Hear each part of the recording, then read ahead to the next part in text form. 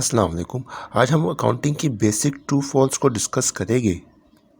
یہ آپ کے سامنے ایک ٹرو فالس ڈسپلے ہو گیا ہے۔ اس میں یہ کہا جا رہا ہے آپ نے ایک کار جیتی ہے اور اب اس کار کو ہم اپنے بزنس کے مقاصد کے لیے استعمال کریں گے، بزنس پرپس کے لیے استعمال کریں گے۔ تو ہم اس انٹری کو اب کس طرح سے ریکارڈ کریں گے اپنی اکاؤنٹنگ میں؟ دیکھیں یہاں پہ ایک بات نوٹ کر لیں کہ کار جو ہے آپ کا فکس ایسٹس کہلاتا ہے اور ہم اس کو بزنس میں کیپٹلائز کرنے جا رہے ہیں۔ تو ہم اس کی انٹری کچھ اس طرح سے ریکارڈ کریں گے۔ موٹر وہیکل اکاؤنٹ کو ہم کر دیں گے ڈیبٹ اور کیپٹل اکاؤنٹ کو کر دیں گے کریڈٹ۔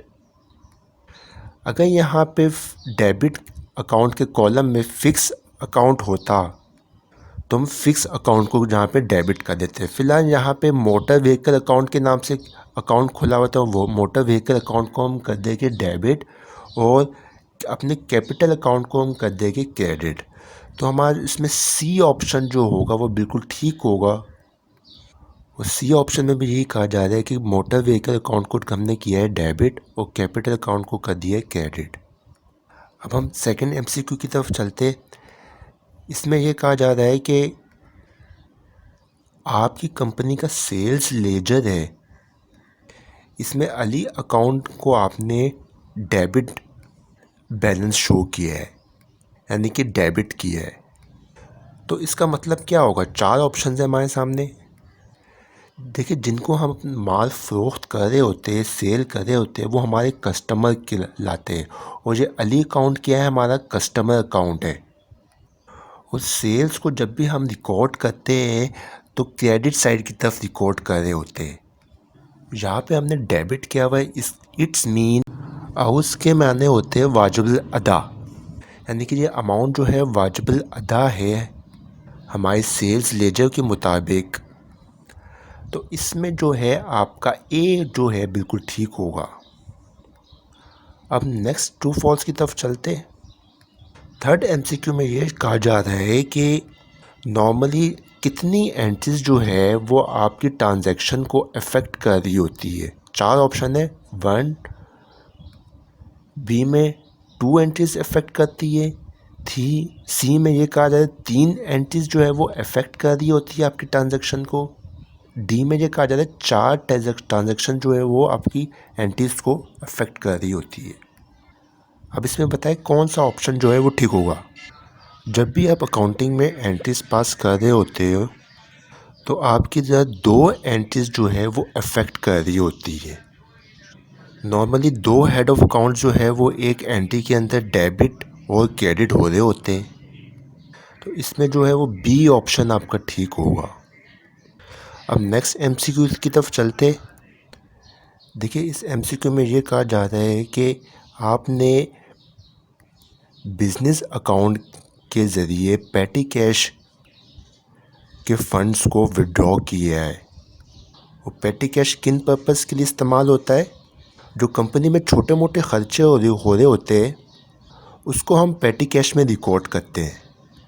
تو پیٹی کیش کے لیے بینک اکاؤنٹ کے ذریعے پیمنٹ ہوئی ہے تو بینک اکاؤنٹ کو ہم یہاں پہ کریں گے کریڈٹ اور پیٹی کیش اکاؤنٹ کو ہم کر دیں گے یہاں پہ ڈیبٹ۔ تو اس میں جو ہے ڈی آپشن جو ہے وہ بالکل ٹھیک ہوگا، جس میں یہی کہا جا رہا ہے کہ پیٹی کیش اکاؤنٹ کو ہم نے کیا ہے ڈیبٹ اور بینک اکاؤنٹ کو یہاں پہ کر دیا ہم نے کریڈٹ۔ بینک ایک ڈیبٹ اکاؤنٹ ہے اور جب بھی بینک کو ہم کریڈٹ کر رہے ہوتے ہیں تو بینک اکاؤنٹ جو ہے وہ کم ہو رہا ہوتا ہے، یہاں پہ ہم بینک اکاؤنٹ کو کریں گے کریڈٹ۔ پیٹی کیش اکاؤنٹ جو ہے ایک کرنٹ ایسٹ کہلاتا ہے ہمارا۔ اپنے پیٹی کیش اکاؤنٹ کو ہم کرنٹ ایسٹس میں لیں گے اور جب بھی ہم پیٹی کیش کے ذریعے ٹرانزیکشنز کریں گے، یعنی کہ ایکسپنسز کریں گے، خرچے کریں گے، تو ہم اپنے ایکسپنسز کو کر دیں گے ڈیبٹ اور پیٹی کیش اکاؤنٹ کو وہاں پہ کر دیں گے کریڈٹ۔ اس طرح سے پیٹی کیش اکاؤنٹ جو ہے کمپنی کے اندر یوز ہو رہا ہوتا ہے۔ وہ پیٹی کیش کے اکاؤنٹ کے اندر کون کون سے ایکسپنسز آ رہے ہوتے ہیں؟ چھوٹے موٹے اسٹیشنری کا خرچہ ہو گیا، گیس کا بل کبھی دے دیا ہم نے پیٹی کیش کے ذریعے، کوئی چھوٹی سی مینٹیننس کروائی کمپنی میں جس کا 200 300 50 روپے خرچہ ہوا، تو پیٹی کیش کے ذریعے ہم نے وہ ایکسپینس جو ہے وہ ادا کر دیا۔ اس طرح کے جو ایکسپینسز ہوتے ہیں وہ ہم پیٹی کیش میں لیتے ہیں۔ ہم نیکسٹ ایم سی کیو کی طرف چلتے ہیں۔ اپنے کسٹمر کو ہم نے کیش ڈسکاؤنٹ دیا ہے، وہ کسٹمر کون ہوتا ہے، میں نے ابھی کہا تھا جیسے کہ کسٹمر جو ہوتا ہے ہمارا، جن کو ہم مال فروخت کر رہے ہوتے ہیں، سیل کر رہے ہوتے ہیں، تو کسٹمر کو ہم نے ڈسکاؤنٹ دیا ہے۔ دیکھیں یہاں پہ ڈسکاؤنٹ جو ہے وہ ہم نے دیا ہے، تو ڈسکاؤنٹ کو ہم ایز اے ایکسپینس ٹریٹ کریں گے اپنی اکاؤنٹنگ کے اندر۔ تو ہم اس کو اس طرح سے ریکارڈ کریں گے کہ ڈسکاؤنٹ الاؤڈ اکاؤنٹ کو ہم کر دیں گے ڈیبٹ، کسٹمرز اکاؤنٹ کو ہم جہاں پہ کر دیں گے کریڈٹ۔ تو ہمارا سی آپشن جو ہے وہ اس میں بالکل ٹھیک ہوگا، جس میں ہم نے ڈسکاؤنٹ الاؤ اکاؤنٹ کو ہم نے کیا ہے ڈیبٹ اور کسٹمر اکاؤنٹ کو ہم نے کر دیا ہے کریڈٹ۔ دیکھیں یہاں پہ سی میں ڈسکاؤنٹ الاؤڈ آ رہا ہے اور ڈی میں ڈسکاؤنٹ ریسیوڈ آ رہا ہے۔ ڈسکاؤنٹ ریسیوڈ ہوتا ہے کسی سے ہم نے ریسیو کیا ہے ڈسکاؤنٹ، اور یہاں پہ ہم نے ڈسکاؤنٹ ادا کیا ہے۔ ڈسکاؤنٹ ریسیو جو ہے وہ انکم اکاؤنٹ کہلاتا ہے، اور ڈسکاؤنٹ الاؤڈ جو ہے وہ ایکسپینس اکاؤنٹ کہلاتا ہے۔ اس بات کا خیال رکھیے گا، یہاں پہ ہم سی کو ٹھیک کریں گے، سی کچھ آپشن جو ہے وہ بالکل کریکٹ ہے یہاں پہ۔